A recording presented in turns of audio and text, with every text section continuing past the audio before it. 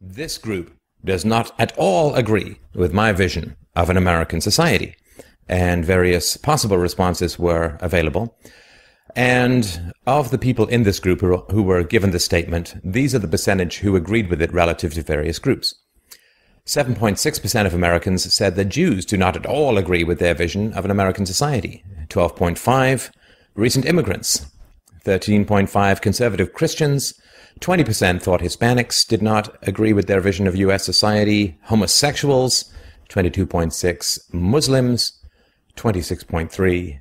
And capping in the peak of the Himalayas, atheists at almost 40%.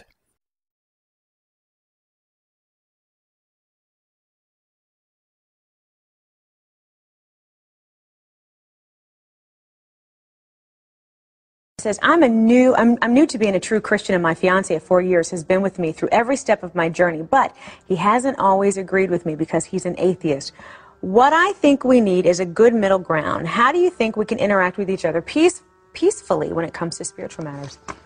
Ronnie, I hate to tell you this, and I'm sure this is a nice guy, and you like him a lot, but the Bible says, what fellowship has Christ with Belial? There is no fellowship between an atheist and somebody who's a believer in God. I don't know what kind of relationship you've got, whether you're getting intimate with one another or whether you're just moving toward marriage or what you plan, but I hate to tell you, you've got to go find somebody else.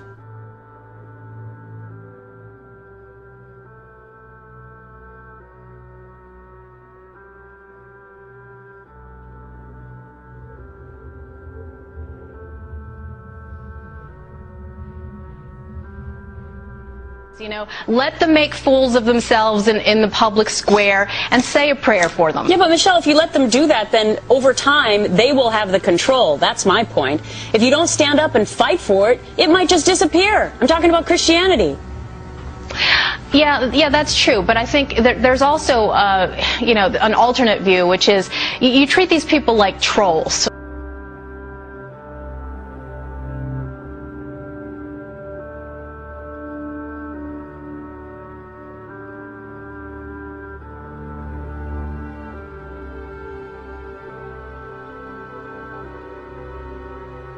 So do you think atheists should keep their religious beliefs secret? They don't have any religious. What's their beliefs, period, What is their belief? What does an atheist believe? Nothing, right?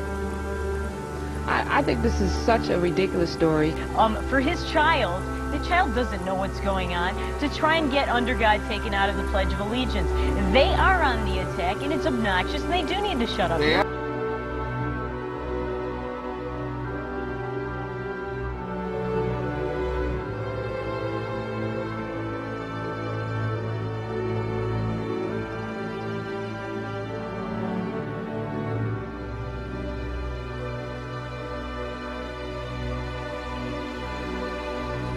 Nicole says once she said she was an atheist. Your relationship with the other kids changed. Yeah.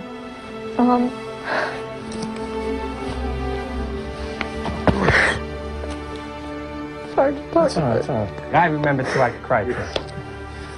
And I don't like that. It's just Students called her names, she says. You know, they would call me devil worshiper. I'd walk down halls, people would laugh at me. They would look at me really weird and stare me down. Then she says teachers joined in. What would they say? This is a Christian country, and if you don't like it, get out.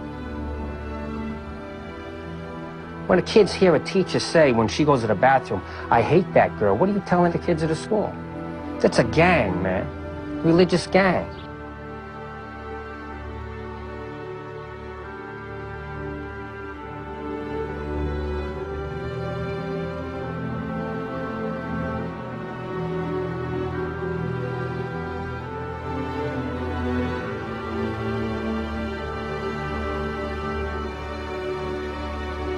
I was scared.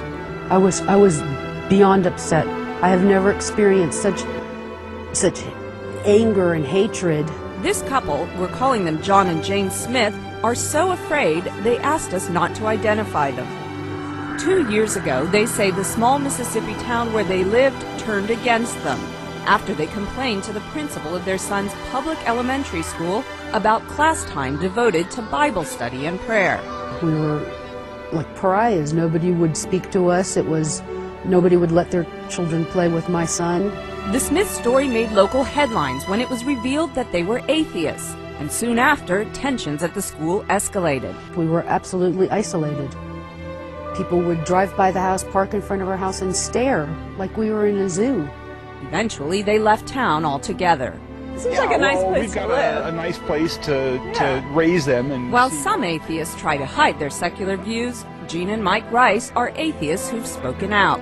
As an atheist, I'm the last minority that it's okay to really bash or put down. The Rices say they've frequently encountered intolerance.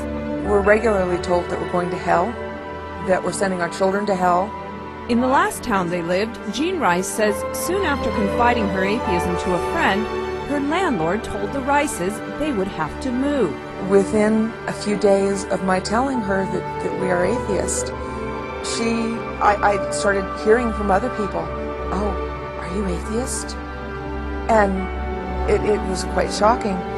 And within a few weeks, our landlord gave us notice. A recent study by the University of Minnesota found that atheists are the least trusted minority group in the United States and are less accepted than other marginalized groups, including Muslims and homosexuals.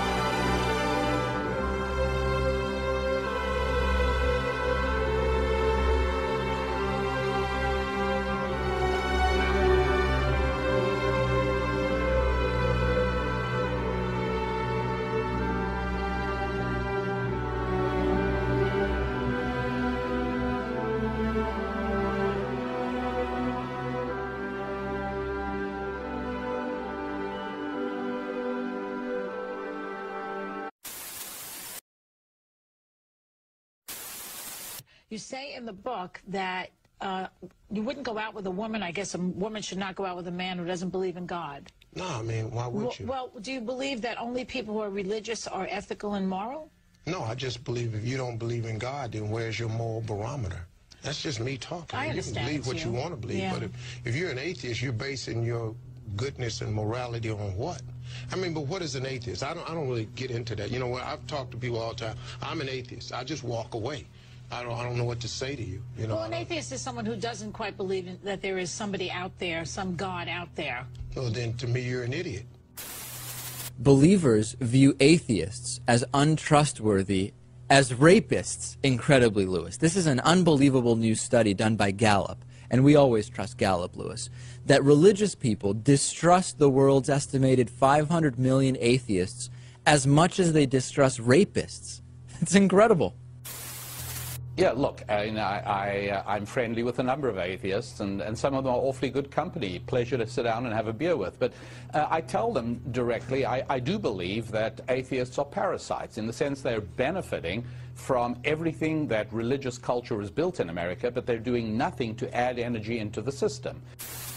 I have a lot of atheist friends, and they really suffer their atheism, I would say. In other words, they suffer the fact that they don't believe, because they know that the world makes a whole lot more sense if God does exist. But these, on the other hand, people like Richard Dawkins, are not these people who are suffering their atheism. They're pushing their ideas on the general public and saying, we who do believe are silly, we have no common sense, and they are the only elite who know what they're talking about. The American Cancer Society turned down a $500,000 donation from an atheist group known as the Foundation Beyond Belief. It's not just an atheist group. They're made up of non-believers, I would say. It's a secular group. And they wanted to basically donate some money to the American Cancer Society and do it as part of the Relay for Life program. Mm-hmm.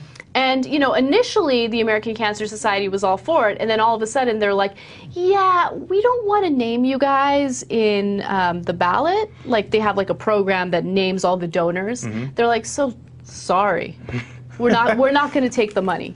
But they didn't give a reason as to why they didn't want to work with this organization, right? So, I mean, you can only assume that the reason why they don't want to work with the organization is because it's an atheist, or I should say secular organization. Right. Moderating that debate in our Washington studio was one of the most challenging yet rewarding things I've ever done in my broadcasting career. Two highly articulate, intelligent men really getting at the core of life's issues. What stuck out to all of us who on the crew, and me included, was how at peace Douglas Wilson was and what a man of joy he was versus, frankly, Christopher Hitchens was a cranky, impatient, and sad human being.